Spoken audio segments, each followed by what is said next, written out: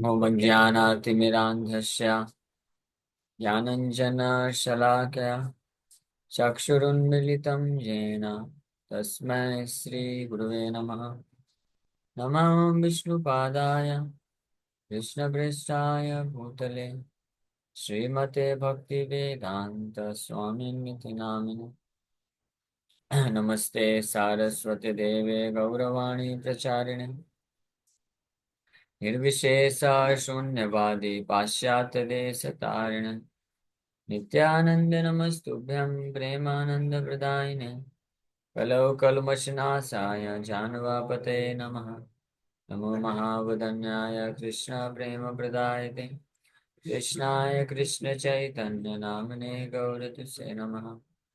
जय श्री कृष्ण चैतन्य प्रभु नित्यानंद श्री अद्वैत गदाधर शिवासादि गौर भक्त वृंद। हरे Krishna Krishna Krishna Hare Hare Hare Ram Ram Ram Hare Hare. Hare Krishna. So we welcome everyone for today's discussion on Srimad Bhagavad Gita. So we are discussing from chapter 2 and verse number 39. We started this verse. Eshate Vita Sankhye Buddhiryoge tu imam srunu Buddhya yukto yaya partha karma bandham prahasyachi. So thus far I have described this knowledge to you through analytical study. So what is this analytical study? The study of difference between soul and body matter, the science of soul. Krishna already explained this knowledge. So this is called this analytical study, or it's known as Sankhya Yoga, Sankhya Darshan. So now listen as I explain it in terms of working without footing results. That means Buddhi Yoga, Bhakti Yoga. Means one should work for the pleasure of the Supreme Lord without fruitive results, without hankering for fruitive results. That is Buddhi Yoga. So now Krishna is going to explain in terms of Buddhi Yoga or Bhakti Yoga. So Sana Pritha, Yaya means Yaya Partha Karma Bandham Prahasasi. O son of Pritha, when you act in such knowledge, you can free yourself from the bondage of work. So one can become completely free from all bondage of work if one acts in terms of Buddhi Yoga. Buddhi Yoga means keeping Krishna in the center, or getting knowledge from the Supreme Lord, acting with the knowledge received from Supreme Lord Krishna. That is known as Buddhi Yoga. So, purport. So, according to Nirukti, Nirukti is the Vedic dictionary or the Vedic dictionary. Sankhya means that which describes things in detail. This is the meaning of Sankhya. Sankhya means counting, counting. And the meaning is to describe things in detail. That is Sankhya. And Sankhya refers to that philosophy which describes the real nature of the soul. So this is Sankhya or Sankhya. According to Sanskrit dictionary, this Sankhya means the philosophy which describes the real nature of the soul analytically, analytical in details. So and yoga involves controlling the senses, and that yoga means controlling one's senses. So Arjuna's proposal not to fight was based on sense gratification. In the first chapter, when Arjuna refused to fight, so that refusal of fight was based on Arjuna's sense gratification. So for forgetting his prime duty, he wanted to cease fighting because he thought that by not killing his relatives and kinsmen, he would be happier than by enjoying the kingdom after conquering his cousins and brothers, the sons of Dhritarashtra. So that was Arjuna's calculation.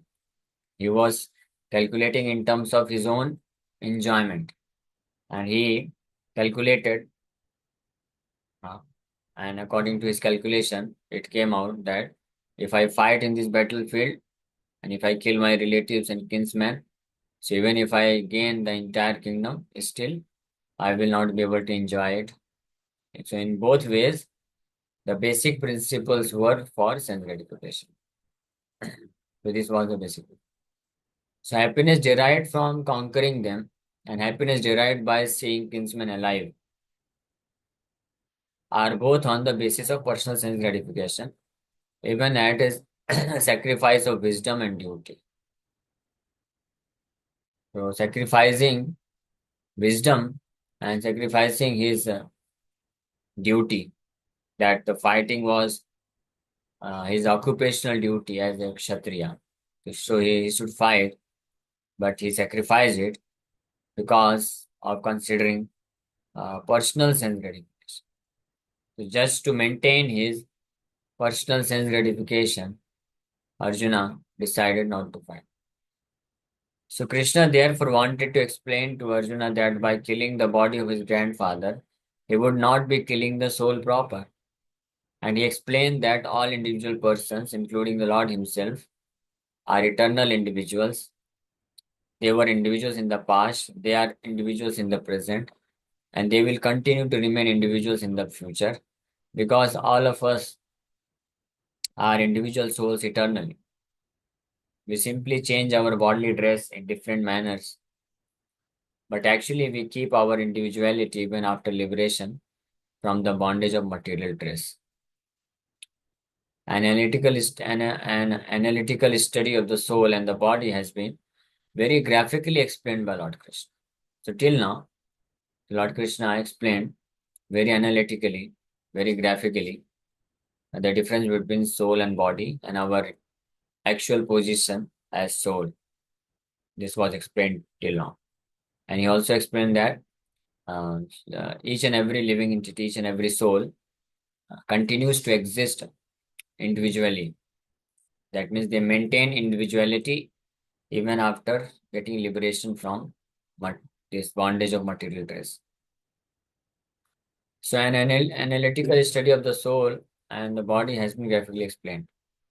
And this descriptive knowledge of the soul and the body from different angles of vision has been described here as Sankhya in terms of Nirukti dictionary. So, in this particular verse, the Sankhya Yoga has come. Krishna is telling, Eshate abhita Sankhya. O Arjuna, till now I have described you the truth or knowledge through Sankhya philosophy, means analytically analyzing the difference between matter and soul, body and soul. So this is called the analysis which Krishna has done in the previous section, verse number 11 till 13. That is known as Sankhya. So Srila Prabhupada is clarifying to us that uh, this Sankhya has nothing to do with the Sankhya philosophy of the atheist Kapila. Long before the impostor Kapila's Sankhya, the Sankhya philosophy was expounded in the Srimad Bhagavatam by the true Lord Kapila, the incarnation of Lord Krishna, who explained it to his mother Devahuti. So it is clearly explained by him that the Purusha, or the Supreme Lord, is active and that he creates by looking over the Prakriti. This is accepted in the Vedas and in the Gita. The description in the Vedas indicates that the Lord glanced over the Prakriti or nature and impregnated it with atomic individual souls. All these individuals are working in the material world for sense gratification. And under the spell of material energy, they are thinking of being enjoyers. So this mentality is dragged to the last point of liberation when the living entity wants to become one with the Lord. So this is the last snare of Maya or sense gratificatory illusion. And it is only after many, many births of such sense gratificatory activities that a great soul surrenders unto Vasudev, Lord Krishna, thereby fulfilling the search after the ultimate truth. So Lord Krishna in this chapter, in the previous section, he explained about the Sankhya philosophy, analytical study of difference between body and soul, and uh, and there was another Sankhya philosophy propagated by an atheist Kapila, impostor. So his Sankhya philosophy is completely untrue. false. So the Sankhya, which Krishna is referring to here, has nothing to do with the atheistic Sankhya philosophy propounded by this atheistic Kapila. But there was another Sankhya darshan, Sankhya philosophy, which is completely true. The actual Sankhya philosophy was explained by an incarnation of Lord Krishna known as Lord Kapila, true Lord Kapila, the son of Mother Devhuti.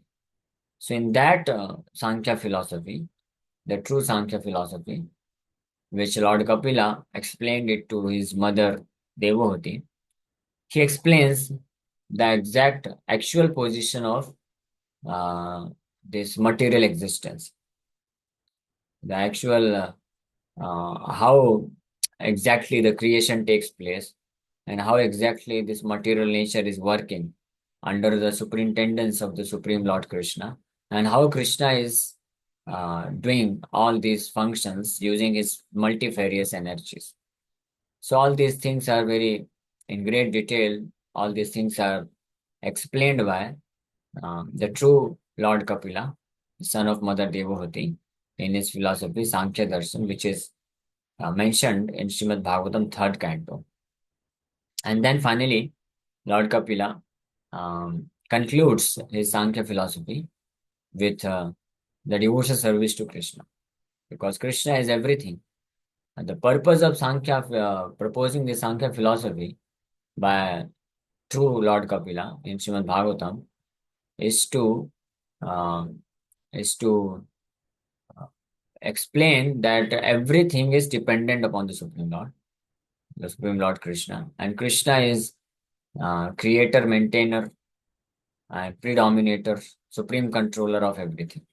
So in this way, that was the conclusion, and based on this conclusion, then the ultimate function of each and every living entity uh, was explained by him to perform devotional service to Krishna, and it takes and then one should fully surrender unto the lotus feet of Krishna.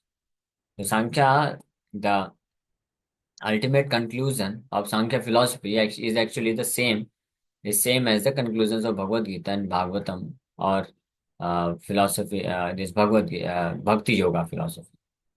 Uh, so conclusion is the same. There is no difference.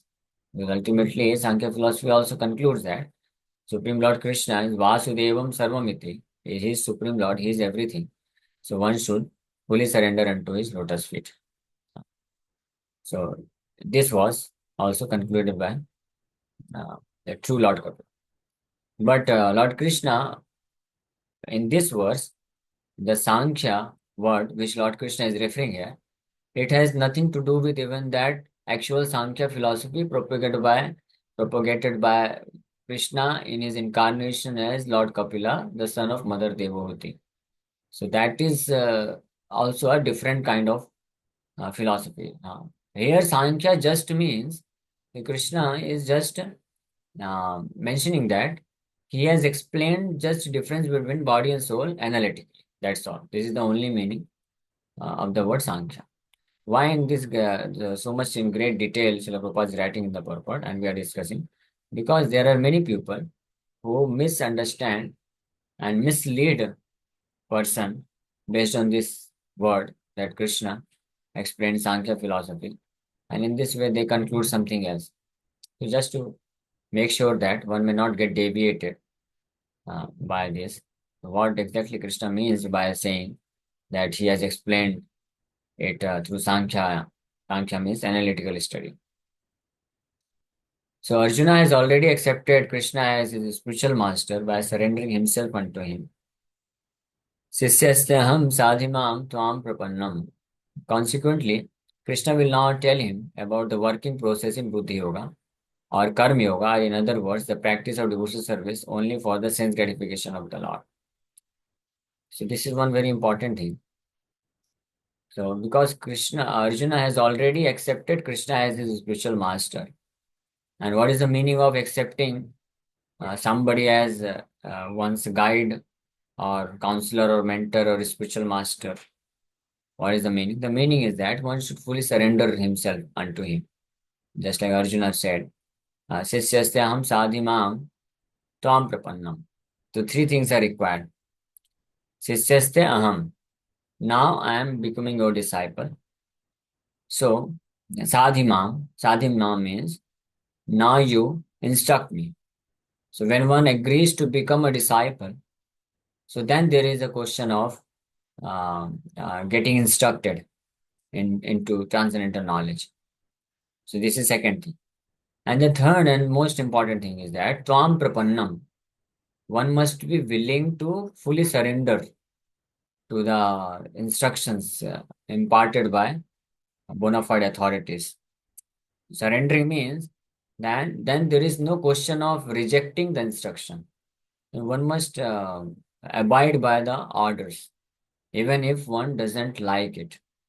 That is the meaning of surrendering, becoming disciple. This is very important. Otherwise, if somebody does not become Sishya or disciple and doesn't agrees to follow the instructions as it is, without interpretation or without addition or subtraction, that one must be ready to accept all the instructions without adding anything into it and without subtracting something from it. One cannot say that, oh, this part of your instruction I accept because I like it or I agree with this, so I can accept this. And this part of your instruction doesn't suit me. It's not practical for me, or I don't like it, or I don't accept it. So this cannot be the case. Then that means one is not actually a disciple or a surrendered soul who can be instructed. So in that case, the instructor, a person who is instructing, he is recommended that he should not give instructions. That is the recommendation of the Shastras. That until unless the person is willing to accept the instructions or willing to surrender, the higher authorities or seniors, they should not impart the lessons. They should not instruct. So the important, why it is so important? Because of lack of surrender, people have simply misinterpreted the teachings of Bhagavad Gita. Almost there are more than thousands of interpretations on the Bhagavad Gita, but most of those interpretations are misinterpretations, more than 99.99%. Because in most of them, most of these editions of Bhagavad Gita, the person who is writing commentary, he is not willing to accept the Supreme Lord Krishna as his instructor or spiritual master, or even if some of them they accept that Krishna is authority, Krishna is spiritual master, but they are not willing to surrender to his instructions. They write, okay, Krishna is telling, Krishna is everything, he is the enjoyer, but then they misinterpret it uh, in such a manner that one need not to follow these instructions. There are many people like this. But the true representative or true disciple is one who will accept the instructions of Bhagavad Gita, instructions of the Supreme Lord Krishna in toto as it is, and with the desire, with the intention to follow it completely. So when Krishna says in the Bhagavad Gita that man mana bhav mad bhakto madhyaji mam namas. So a true disciple, a true follower of teachings of Bhagavad Gita will explain this verse as that Krishna is telling you think of me all the time is one must think of Krishna all the time. One must become devotee of Krishna. One must worship Krishna. One must offer his homage to Krishna. And these things must be done practically. It's not just theory. That is the meaning of prapanna, tvam prapannam, or surrendering. So Sri Chaitanya Mahaprabhu taught us these principles very practically, and Srila Prabhupada taught us these principles. That when Krishna says man mana, so that means we should chant Hare Krishna Mahamantra all the time. We should hear about Krishna all the time, or we should explain about Krishna all the time. That is the meaning. In this way, one thinks of Krishna all the time because Krishna is telling, you think of me all the time. always. Very, very clear-cut instruction. So you cannot change it just to suit your own whims. I mean, all those misinterpreters, those who misinterpret. So the worst kind of misinterpretation will be that the person he is not willing to accept Krishna's authority. That means Sisyaste ham sadhimam tam prapannam. Arjuna said they are not even willing to accept themselves as the disciple or subordinate of the Supreme Lord Krishna. They think I am equal with the Supreme Lord. So if you are equal with Krishna, then why are you referring to his instructions? Why should you write commentaries on Bhagavad Gita? You better you make your own comment. You make your own Bhagavad Gita. If somebody is reading Bhagavad Gita and explaining the verses of Bhagavad Gita which Krishna spoke, that means you are agreeing that you are taking the subordinate position. You are agreeing that Krishna is a higher authority than yourself. So when you are writing or when you are reading Bhagavad Gita, hearing Bhagavad Gita, so by default you are accepting that you are subordinate. It's just like if you are going to take admission into a college or a school, so by default you are accepting the authority of the college as your superior, as your teachers, instructor, and you by default you accept subordination to them. So after getting admitted into the college, you cannot challenge the teacher that I will not accept your authority. No. If you are unwilling to accept the authority of the principal or teacher or what they are going to teach, huh, then better you not take the admission into the college. Better you go somewhere else. Very simple. But if you are taking admission, then you must follow the instruction. That is required. So similarly, if somebody is referring Bhagavad Gita, reading Bhagavad Gita, hearing Bhagavad Gita, then he must accept Krishna as the supreme authority. Then only he can it can be said that he is actually reading Bhagavad Gita. Otherwise, there is no use of reading Bhagavad Gita or commenting on Bhagavad Gita. It's all useless, waste of time, not at all beneficial. This is first thing.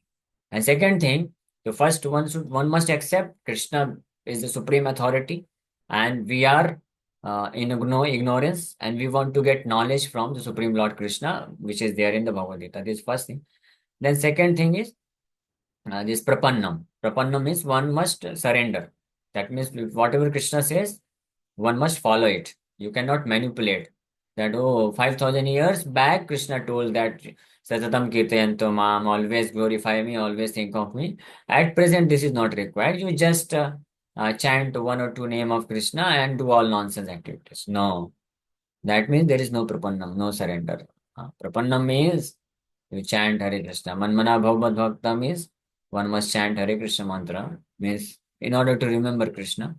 This is the easiest process. Of course, if somebody can have some process by which he can remember Krishna all the time, that is also welcome. No problem with that. Chaitanya Mahaprabhu never forced that you must only chant Krishna's name. But this is the process he gave us, which is very powerful and very easy to do, and simple to do. And by chanting Krishna's name, we can immediately think of Krishna. That is very natural. As soon as you chant, pronounce the name of somebody, immediately you think of him. It's natural. No? So similarly, as soon as you chant Hare Krishna, so you are thinking about Krishna. It's natural. So very easily one can follow the instruction of the Supreme Lord Krishna that Man Manabhav Bhakta means always think of me by chanting Hare Krishna. It's quite possible. That's why one can go on chanting 24 hours or hearing about Krishna. By hearing about Krishna also, you are thinking about Krishna. By speaking about Krishna, you are thinking about Krishna. By chanting Hare Krishna, you are thinking about Krishna. And then Krishna very mercifully told, Bhagavad Bhakta means serve Krishna. By serving Krishna, you are thinking about Krishna. In this way, 24 hours, one's business should be how to surrender to Krishna.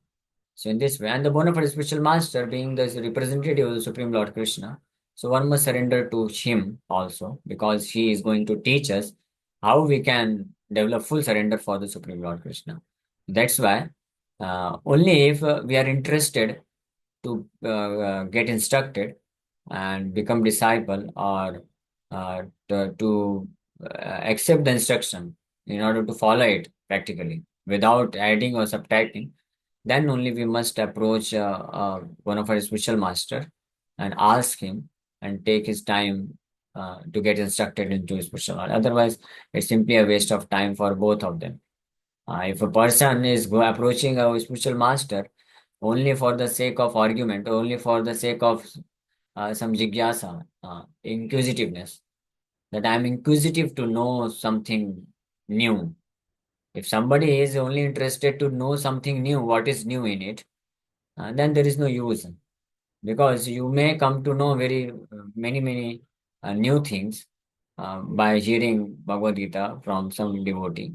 But if you are not willing to follow it, then it's completely useless. uh.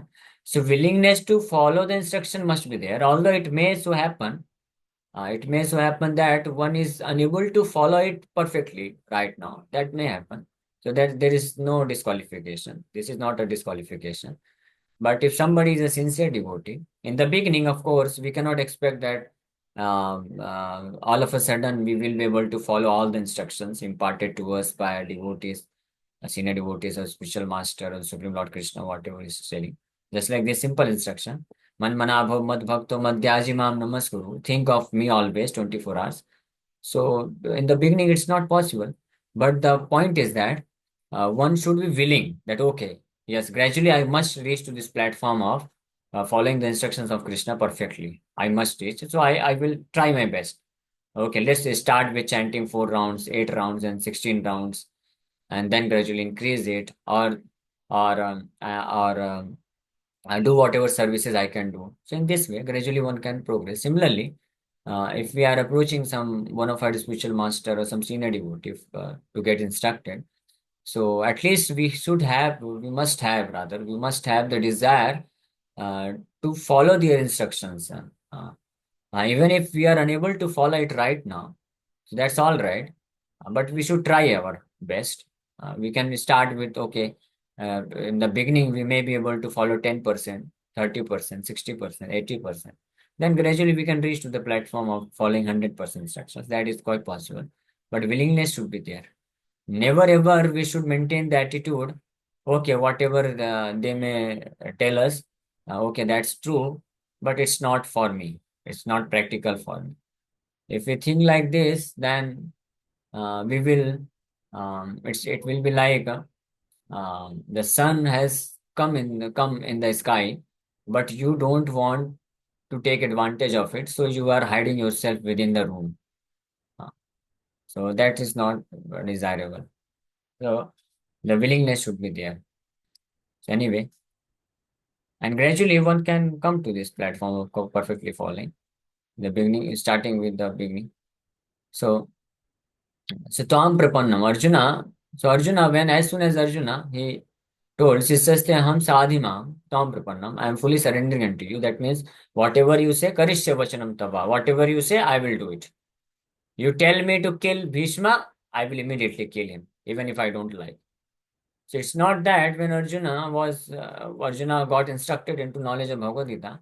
So it's not that he lost immediately he lost all affection or attachment for Bhishma and Dronachar and his relatives. No, the attachment affection was still there, but because he understood and because he surrendered, upon being instructed to kill Bhishma and Drona, without hesitation he killed them, even if even if he did not like to do so, even if it pained his heart, still he did this. That is called as surrender, prapannam. And when one can come to this stage of following the instructions in a perfect manner, then actually one's spiritual advancement begins, and he can experience the Krishna consciousness, the true or pure form of Krishna consciousness in his life. That is the way. Okay, the time is getting over. So we'll discuss more about this particular verse tomorrow also. Thank you very much. If you have any questions, you can ask. Hare Krishna, Hare Krishna, Krishna Krishna, Hare Hare, Hare Ram, Hare Ram, Ram Ram, Hare. Yes, any question? We're done with Pranam. Hare Krishna. Prabhu, among youths, or maybe in every age, there's a question arises many times. Like you said, Krishna is the supreme personality of Godhead, but people have engaged in an argument like Shiva is the supreme personality or other deity they believe in. So in So we that should case, ask if the, Vaishnav, Hare Krishna, sorry. yes. So we should refer to scriptures for this, and we should come to the conclusion. So let us ask Lord Krishna what he says about who is Supreme Lord. Let us ask Lord Shiva what he says who is Supreme Lord. Let us ask Brahma, Lord Brahma, who's what he says. We cannot manufacture all this. We have no idea. We are our intelligence, our brain is very tiny brain. We are just for 60, 70, 80, 90 years at most now. What experience do we have got? This entire creation got manifested some very many thousands and millions and millions of years ago. So how can you possibly come to know that who created this material world? Who is the Supreme Lord? It's all nonsense thing. If somebody concludes according to his own mental concoction, his own very meager experience, using his own tiny intelligence. So this is all foolishness. If I say, because I feel like Lord Ganesha is the Supreme Personality of Godhead, because he has got such a big stomach and a big, so many, and I see that he is worshipped all over the Maharashtra and all over the world in a very big manner. So he must be Supreme Lord. So this it has got no logic. This cannot be basis. The basis of deciding who is the Supreme Lord. That should be based on some authority. And scriptures, bona fide scriptures are the authority where all these things are mentioned. So Vedas are the authority, no doubt about it. Nobody can reject it. Puranas, Upanishads, Bhagavatam, Bhagavad Gita, Ramayana, these are authorities. If somebody manufactures his own scriptures, it cannot be accepted. Somebody writes so many books, scriptures they are manufacturing, mental concoction. I don't know, Sai Upanishad. Isha, there is Isha Upanishad, but they have manufactured Isha Upanishad for Christ, establishing Christ to Supreme Lord. So this cannot be done. The bona fide scriptures are already there. So one should refer to those scriptures and come to the conclusion who is the Supreme Lord. So whether it is Vedas, all the four Vedas, Sam Veda, Rig Veda, Yajur Veda, Dhanu, and this Athar Veda, all the Vedas, they, without any doubt, all the Vedas establish that Supreme Lord Narayana is the Supreme Personality of Godhead. And all the Puranas, all the Upanishads, they also describe Lord Shiva in many places. He says that Lord Vishnu, Lord Narayana is the Supreme Personality of Godhead. I am his servant. Lord Brahma in the Brahma Samhita, he establishes the supremacy of Krishna.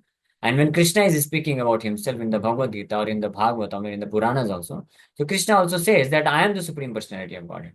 So when Krishna says, he says that I am the Supreme Personality of Godhead. When Lord Shiva says, Lord Krishna is the Supreme Personality of Godhead. Lord Brahma says, Lord Krishna is the Supreme Personality of Godhead. Ganapati says, Lord Krishna is Supreme Personality of Godhead. So then who should be accepted as Supreme God? It is common sense. One cannot bewilder himself simply by hearing or seeing something of this material world. Okay, anyway. So what happened? Oh, okay. Any other question?